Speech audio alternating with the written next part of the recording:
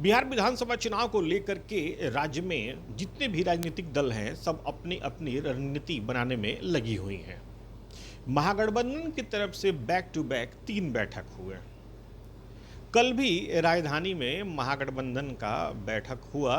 तमाम घटक दलों ने हिस्सा लिया, बड़े नेताएं भी आए और नई नई रणनीति भी बनी। लेकिन सबकी नज़रें पूर्व केंद्रीय मंत्री पशुपति पारस की पार्टी के ऊपर भी टिकी हुई थी। इंतज़ार इस बात का था कि क्या पशुपति पारस की पार्टी से कोई महागठबंधन की बैठक में शामिल होता है या नहीं, शामिल हुआ या नहीं हुआ, ये हम आज बताएंगे। हमारे साथ अभी राष्ट्रीय लोक जनशक्ति पार्टी के राष्ट्रीय प्रवक्ता श्रवण अग्रवाल हैं। हम उनसे बात करेंगे और ये जानने की कोशिश करेंगे कि आगामी विधानसभा चुनाव में उनकी पार्टी की रणनीति क्या है। श्रवण जी, विधानसभा चुनाव में आपकी पार्टी की रणनीति क्या है? हर पार्टी की रणनीति होती है कि विधानसभा चुनाव में या कोई भी चुनाव हो, लोकसभा चुनाव हो या विधानसभा के चुनाव हो, हर पार्टी की रणनीति होती है कि मजबूती से चुनाव लड़ना, ज़्यादा से ज़्यादा संख्या में पार्टी के विधायक जीत के विधानसभा पहुँचे, ज़्यादा बड़ी से बड़ी ताकत अपने आप को बनाना। हर पार्टी की यह सोच रहता है। हमारी पार्टी की भी सोच है, उसी दिशा में हम काम भी कर रहे हैं। अपनी पार्टी के संगठन को सशक्त कर रहे हैं, क्योंकि सामने चुनाव है और मुश्किल से 4 महीना के बाद हमको लगता है आचार संहिता बिहार में लग जाएगा। तो निश्चित रूप से पूरी मजबूती से हम लोग चुनाव की तैयारी में लगे हुए हैं। और हमारे जो दल के राष्ट्रीय अध्यक्ष हैं आदरणीय श्री पशुपति कुमार पारस जी, वो लगातार बिहार में हर जिलों में घूम रहे हैं। हर जिलों में उनका कार्यक्रम चल रहा है, कार्यकर्ताओं से संवाद चल रहा है, पंचायत स्तर तक जा रहे हैं, प्रखंड में जा रहे हैं, कार्यकर्ताओं से संवाद स्थापित कर रहे हैं। चुनाव की तैयारी में हम लोग पूरी मजबूती से पारस बाबू के नेतृत्व में हमारी पूरी पार्टी जुटी हुई है। नज़रें कल भी टिकी हुई थी महागठबंधन की जब बैठक हुई कि पशुपति पारस की पार्टी से कोई शामिल होता है कि नहीं, लेकिन आपकी पार्टी की तरफ से कोई शामिल नहीं हुआ। आपके पार्टी के जो अध्यक्ष हैं उनके मन में क्या चल रहा है? फिलहाल तो हम महागठबंधन के हिस्सा नहीं हैं और पहले हम एनडीए में थे। मतलब अभी आप न्यूट्रल हैं। आप बहुत बड़ी बात कह रहे हैं, ना एनडीए में है ना महागठबंधन में है। निश्चित रूप से ना, हम बिहार में किसी गठबंधन के अभी पार्ट नहीं है और हमारा किसी गठबंधन से भी अलायंस नहीं है। हमारा जो अलायंस था 14 अप्रैल के पहले, जो इस 14 अप्रैल को अंबेडकर जयंती के दिन पटना के बापू सभागार में हमारे पार्टी के सुप्रीमो पारस जी ने विधिवत रूप से एनडीए से अलग होने का ऐलान किया और एनडीए से हम लोग अलग हो गए, क्योंकि एनडीए ने हमारे साथ बड़ा विश्वासघात किया था। लोकसभा के चुनाव में हमारे साथ बहुत बड़ा धोखा हुआ था एनडीए के द्वारा, खास करके भारतीय जनता पार्टी के द्वारा। जिस पार्टी का 5 सांसद हो, 5 सांसद का हमारा केंद्र सरकार को, केंद्र में एनडीए सरकार को हमारा समर्थन था। हमारे पार्टी के राष्ट्रीय अध्यक्ष केंद्र में मंत्री थे, लेकिन चुनाव के अंतिम समय में, चुनाव की घोषणा के बाद, आचार संहिता लगने के बाद जब नामांकन की प्रक्रिया शुरू हो गई, तो अंतिम समय में हमारे पीठ में भारतीय जनता पार्टी ने छुरा भोंका। तो उसी समय से कार्यकर्ताओं का, पूरे बिहार के दलित सेना जो हमारे पार्टी का सबसे मजबूत अंग है, दलित सेना जो हमारा दलितों का सामाजिक संगठन है, उनके भी साथियों का बड़ा दबाव था कि जल्द से जल्द हमको एनडीए से अलग हो जाना चाहिए। हम लोग एनडीए से अलग हो गए हैं और फिलहाल तो हम महागठबंधन का हिस्सा है नहीं। महागठबंधन में 6 पार्टियां हैं बिहार में। राष्ट्रीय जनता दल है, कांग्रेस है, मुकेश सहनी जी की पार्टी वीआईपी है, सीपीआई है, सीपीएम है, माले हैं, जो तमाम वामपंथी पार्टी है। तो हम तो अभी किसी गठबंधन का हिस्सा नहीं है। लेकिन यह बात तो सत्य है कि लड़ाई 2 ही गठबंधन में बिहार में होना है। निश्चित रूप से कोई तीसरा मोर्चा का या कोई संभावना, कोई तीसरी शक्ति फिलहाल तो बिहार में नहीं दिखती है। दो ही शक्ति में एनडीए वर्सेज महागठबंधन होगा, एनडीए वर्सेज इंडिया होगा। तो एनडीए वर्सेज महागठबंधन होगा तो पशुपति पारस किधर रहेंगे? अब जल्द ही हम लोग निर्णय ले लेंगे। जल्द ही आज ही पार्टी की एक हाई पावर कमेटी की बैठक होनी थी पटना में, पशुपति कुमार पारस जी के नेतृत्व में। किन्हीं कारणों से आज स्थगित कर दिया गया बैठक, और जल्द ही हाई पावर कमेटी की भी बैठक होगी। सेंट्रल पार्लियामेंट्री बोर्ड के जो की भी बैठक होगी, जिसके अध्यक्ष हैं सूरजभान सिंह जी, पूर्व सांसद हैं। और पार्टी के जो राष्ट्रीय कार्य समिति है, जो पार्टी का हमारा सबसे शीर्ष जो सर्वोच्च बॉडी है नेशनल एग्जीक्यूटिव, उसकी भी पटना में बैठक बुलाई जाएगी इसी माह या अगले महीना। तो उसमें निर्णय ले लिया जाएगा। निश्चित रूप से हम एनडीए के खिलाफ, क्योंकि पूरे बिहार में एनडीए के खिलाफ वातावरण है, एनडीए सरकार के खिलाफ में जनता का जो मूड और मन और मिजाज है वह नीतीश कुमार जी और एनडीए सरकार के विपरीत है। और जनता, हम जहाँ भी जा रहे हैं बिहार में, हमारी पार्टी के नेता और हमारी पार्टी के जितने भी कार्यकर्ता हैं, शीर्ष नेता हैं, बिहार में जहाँ भी जा रहे हैं, जनता में बदलाव, जनता बदलाव चाह रही है। जनता इस 20 साल के खटारा नकारा सरकार से मुक्ति चाह रही है।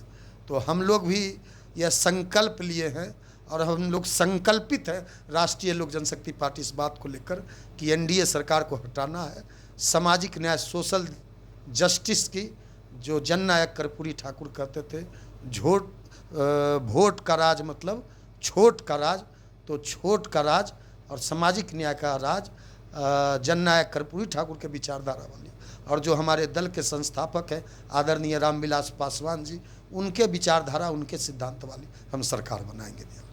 जातीय जनगणना में चिराग पासवान का एक बहुत इंटरेस्टिंग बयान आया था आंकड़ों को लेकर के, क्या कहना चाहेंगे आप?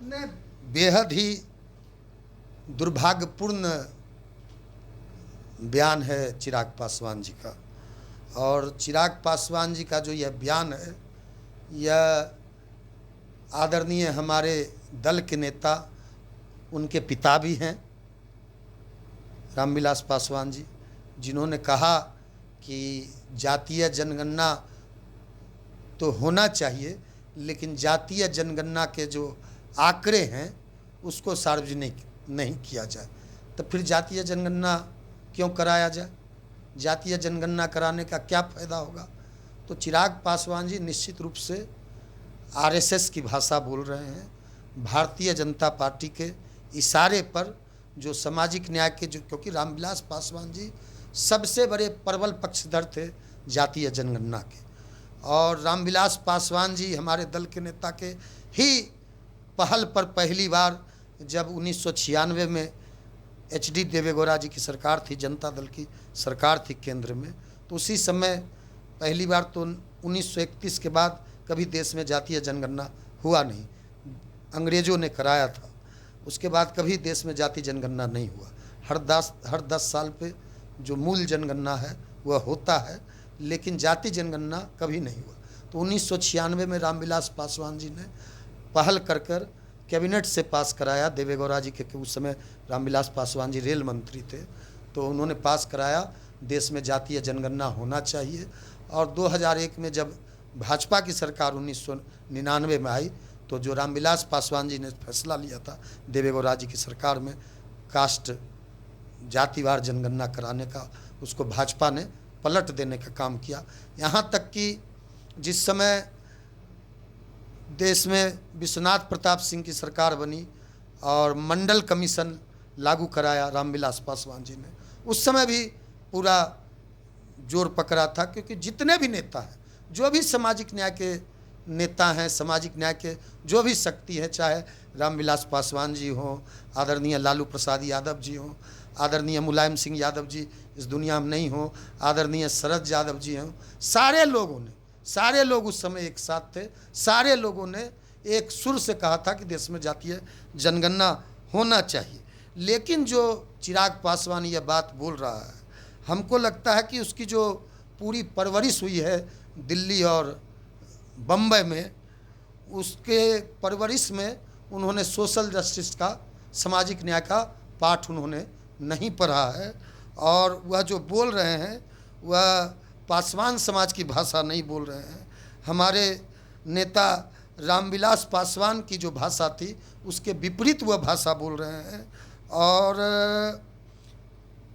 अब समझ में नहीं आ रहा है कि चिराग पासवान कैसे बोल रहे हैं, क्योंकि चिराग पासवान का जो पूरा जो समय गुजरा है, उन्होंने जो पूरा अपना समय लगाया है, उन्होंने पूरा अपना समय सजने और धजने में पूरा अपना ज़िंदगी लगाया है। पूरा जो उनका उम्र गुजरा है, पूरा देखिएगा, यहाँ तक चंदन लगाना, यहाँ तक कलेवा पहनना, है ना, यहाँ तक, और जो एकदम मतलब जो भी उनके एक्टिविटीज़ हैं, जो भी उनका रहन सहन है, सब दलित विरोधी है। जितने भी उनके जो भी क्रियाकलाप हैं और जो भी उनके राजनीतिक एक्टिविटीज़ है, वो कहीं से भी दलितों के पक्ष में नहीं दिखता है, पासवानों के पक्ष में नहीं दिखता है। उन्होंने जो कहा है कि जातीय जनगणना हो, लेकिन जातीय जनगणना के आंकड़े प्रकाशित नहीं हो, इसका हम पुरजोर विरोध करते हैं।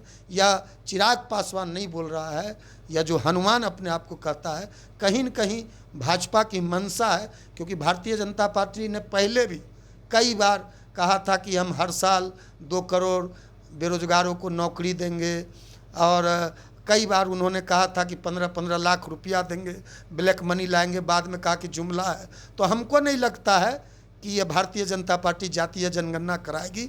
भारतीय जनता पार्टी और केंद्र की एनडीए सरकार फिर देखिएगा, फिर इससे पीछे भाग जाएगी। और यह चिराग पासवान, अब देख लीजिए, यह बोलता था कि अब आरक्षण को, रिजर्वेशन को, जो अंबेडकर साहब ने रिजर्वेशन दिया है दलितों को, पिछड़ों को, जो मंडल कमीशन से रिजर्वेशन मिला है, उसको यह चिराग पासवान गैस सब्सिडी से जोड़ता था। कहता था जैसे देश के संपन्न अमीरों ने गैस सब्सिडी छोड़ दिया, उस तरह देश के दलितों को, संपन्न दलितों को रिजर्वेशन छोड़ देना चाहिए। तो यह आरक्षण को यह चिराग पासवान गैस सब्सिडी से जोड़ता है। तो यह क्या बोलेगा, क्या करेगा, क्या नहीं करेगा, यह बिल्कुल दलित विरोधी है। ये थे श्रवण अग्रवाल। इन्होंने एक साथ कई बातों पर अपनी और अपनी पार्टी की रणनीति को स्पष्ट किया।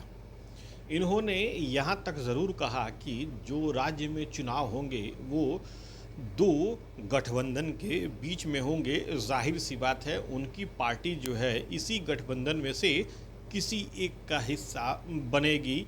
लेकिन उन्होंने इतना ज़रूर स्पष्ट कर दिया कि वो एनडीए के साथ नहीं जाएंगे, यानी इशारा उनका है। अब अपनी पार्टी की तरफ से वो कब अपना एक डिसीजन लेंगे, ये देखने वाली बात होगी। Sujeet Kumar, TV9 digital, Patna.